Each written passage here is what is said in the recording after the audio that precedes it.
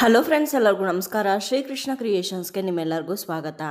ಇವತ್ತಿನ ಈ ವಿಡಿಯೋದಲ್ಲಿ ಅಕ್ಷಯ ತೃತೀಯದ ಪ್ರಯುಕ್ತ ಲಕ್ಷ್ಮಿ ಹಾಗೆ ಕುಬೇರ ಪೂಜೆಯನ್ನು ಯಾವ ಶುಭ ಮುಹೂರ್ತದಲ್ಲಿ ಮಾಡಬೇಕು, ಜೊತೆಗೆ ಚಿನ್ನವನ್ನು ಖರೀದಿ ಮಾಡೋರು ಅಥವಾ ಯಾವುದೇ ಬೆಲೆ ಬಾಳುವಂತಹ ವಸ್ತುವನ್ನು ಖರೀದಿ ಮಾಡುವಂಥವರು ಯಾವ ಸಮಯದಲ್ಲಿ ಖರೀದಿಯನ್ನು ಮಾಡಿದ್ರೆ ತುಂಬಾ ಒಳ್ಳೆಯದು ಅಂತ ತಿಳಿಸ್ಕೊಡ್ತಾ ಇದ್ದೀನಿ. ಅಂದರೆ ಚಿನ್ನವನ್ನು ಖರೀದಿ ಮಾಡೋದಕ್ಕೆ ಶುಭ ಮುಹೂರ್ತವನ್ನು ಈ ವಿಡಿಯೋದಲ್ಲಿ ತಿಳಿಸ್ಕೊಡ್ತಾ ಇದ್ದೀನಿ. ಹಾಗಾದರೆ ಇನ್ಯಾಕೆ ತಡ, ಬನ್ನಿ ವಿಡಿಯೋನ ಶುರು ಮಾಡೋಣ. ಅಕ್ಷಯ ತೃತೀಯ ಅನ್ನುವಂಥದ್ದು ಬಹಳನೇ ವಿಶೇಷವಾದಂತಹ ದಿನ, ಹಾಗೆ ಶುಭಕರವಾದಂತಹ ದಿನ ಅಂತ ಹೇಳ್ಬೋದು.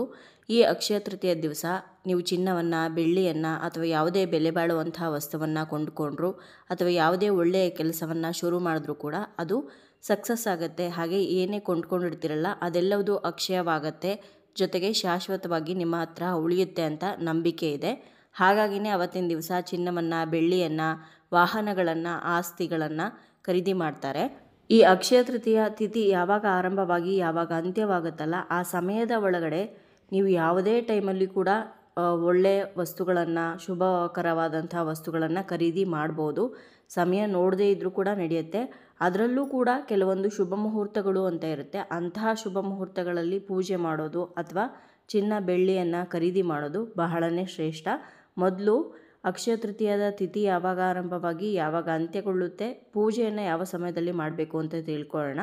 ಅನಂತರ ಚಿನ್ನವನ್ನು, ಬೆಳ್ಳಿಯನ್ನು ಅಥವಾ ಯಾವುದೇ ಬೆಲೆ ಬಾಳುವಂತಹ ವಸ್ತುಗಳನ್ನು ಯಾವ ಸಮಯದಲ್ಲಿ ಕೊಂಡ್ಕೊಳ್ಬೇಕು ಅಂತ ತಿಳಿಸ್ಕೊಡ್ತೀನಿ. ಈ ವರ್ಷ ಅಂದರೆ 2025ನೇ ಇಸ್ವಿಯಲ್ಲಿ ಅಕ್ಷಯ ತೃತೀಯ ಏಪ್ರಿಲ್ 30ನೇ ತಾರೀಕು ಬುಧವಾರದ ದಿವಸ ಬಂದಿದೆ. ಅಕ್ಷಯ ತೃತೀಯ ಆರಂಭವಾಗುವಂಥದ್ದು ಏಪ್ರಿಲ್ 29ನೇ ತಾರೀಕು ಸಂಜೆ 5:31 ಆರಂಭವಾಗಿ ಅಕ್ಷಯ ತೃತೀಯದ ತಿಥಿ ಅಂತ್ಯವಾಗುವಂಥದ್ದು ಏಪ್ರಿಲ್ 30ನೇ ತಾರೀಕು ಬುಧವಾರದ ದಿವಸ ಮಧ್ಯಾಹ್ನ 2:12 ಅಂತ್ಯವಾಗುತ್ತೆ.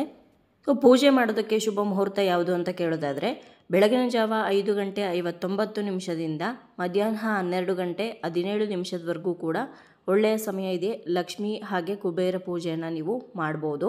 ಇನ್ನು ಇಲ್ಲಿ ಗೋಲ್ಡ್ ಪರ್ಚೇಸಿಂಗ್ ಟೈಮಿಂಗ್ಸ್ನ ತಿಳಿಸ್ತಾ ಇದ್ದೀನಿ. 2 ದಿನದಲ್ಲಿ ನೀವು ಗೋಲ್ಡನ್ನು ಪರ್ಚೇಸ್ ಮಾಡ್ಬೋದು.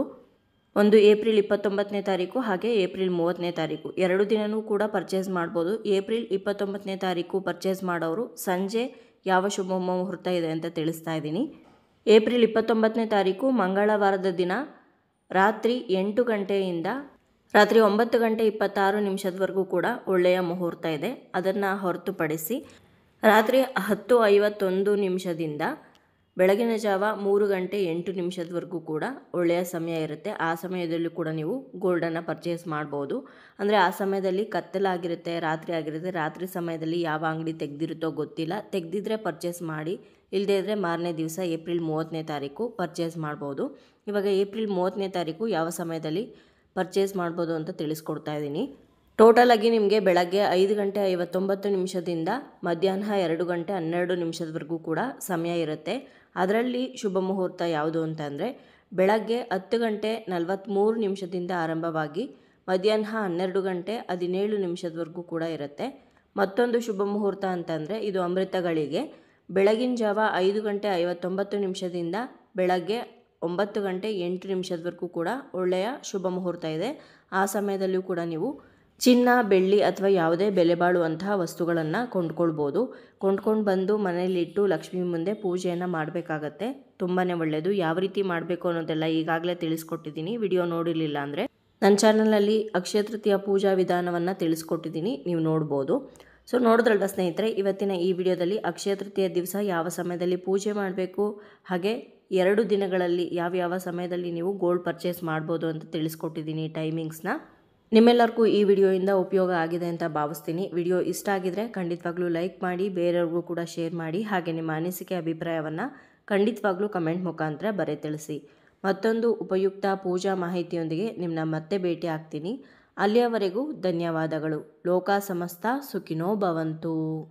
ನಿಮ್ಮೆಲ್ಲರಿಗೂ ಅಕ್ಷಯ ತೃತೀಯದ ಹಾರ್ದಿಕ ಶುಭಾಶಯಗಳು. ಲಕ್ಷ್ಮಿ ಹಾಗೆ ಕುಬೇರರ ಆಶೀರ್ವಾದ ನಿಮ್ಮ ಮೇಲಿರಲಿ. ಹಾಗೆ ಆ ಲಕ್ಷ್ಮೀ ದೇವಿ ನಿಮಗೆ ಅಷ್ಟ ಐಶ್ವರ್ಯಗಳನ್ನು ಕರುಣಿಸಲಿ ಅಂತ ಕೇಳ್ಕೊಳ್ತಾ ಇದ್ದೀನಿ.